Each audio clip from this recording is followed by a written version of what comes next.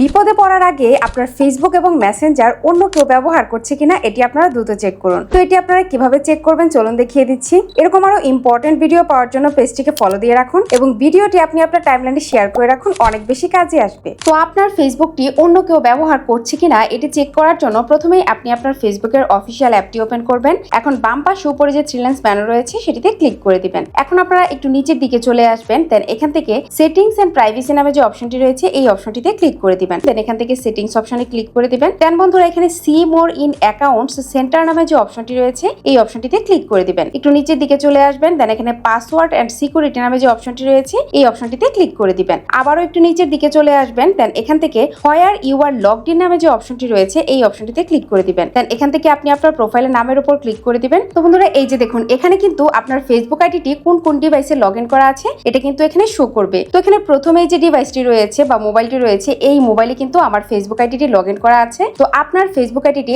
আপনার ডিভাইস ছাড়া যদি অন্য কোনো ডিভাইসে লগ ইন করা থাকে তাহলে অবশ্যই আপনারা এখান থেকে লগ আউট করে দিবেন। তো লগ আউট করার জন্য আপনারা সেই ডিভাইসের নামের উপর ক্লিক করে দিবেন। দেন এখানে লগ আউট নামে যে অপশনটি রয়েছে এই অপশনটিতে ক্লিক করে দিবেন। তাহলে কিন্তু অন্য ডিভাইস থেকে আপনার ফেসবুক আইডিটি লগ আউট হয়ে যাবে। এভাবে কিন্তু আপনি আপনার ফেসবুকটিকে সুরক্ষিত করে ফেলতে পারবেন। তো এখন আপনার মেসেঞ্জারটি অন্য কেউ ব্যবহার করছে কিনা এটি চেক করার জন্য আপনি আপনার ফেসবুক মেসেঞ্জারটি ওপেন করবেন। এখন ডান পাশে নিচে দেখুন থ্রি লাইনস মেনু বা মেনু নামে একটি অপশন রয়েছে, আপনারা এই অপশনটিতে ক্লিক করে দিবেন। দেন এখান থেকে সেটিংস অপশনে ক্লিক করে দিবেন। এখন আপনারা একটু স্ক্রল করে নিচের দিকে চলে আসবেন। দেন একদম নিচে দেখুন see more in accounts centre নামে একটি অপশন রয়েছে, আপনারা এই অপশনটিতে ক্লিক করে দিবেন। দেন এখান থেকে লগ ইন উইথ অ্যাকাউন্টস নামে যে অপশনটি রয়েছে এই অপশনটিতে ক্লিক করে দিবেন। তো বন্ধুরা আপনার মেসেঞ্জারটি যদি অন্য কোনো ডিভাইসে লগ ইন করা থাকে এটা কিন্তু এখানে শো করবে, দেন আপনি কিন্তু এখান থেকে লগ আউট করে দিতে পারবেন। এভাবে কিন্তু আপনি আপনার ফেসবুক এবং মেসেঞ্জার দুটোই সুরক্ষিত করে রাখতে পারবেন। That's it.